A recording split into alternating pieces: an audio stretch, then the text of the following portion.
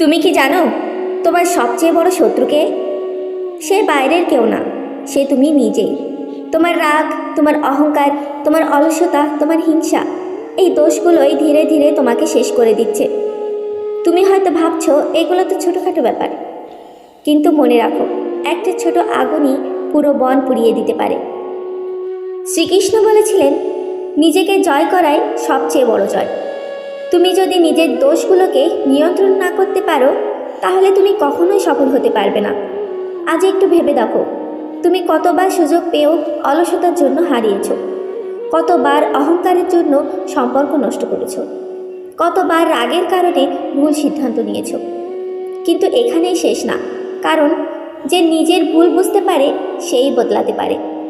আর যদি তুমি নিজের দোষগুলোকে স্বীকার করো, তাহলে কাল তুমি একজন নতুন মানুষ হতে পারো। তাই আজ থেকেই শুরু করো। রাগকে শান্তিতে বদলাও, অহংকারকে বিনয়ে, অলসতাকে পরিশ্রমে, হিংসাকে ভালোবাসায়। মনে রাখো, তুমি যেমন ভাবো তেমনিই তুমি হয়ে ওঠো।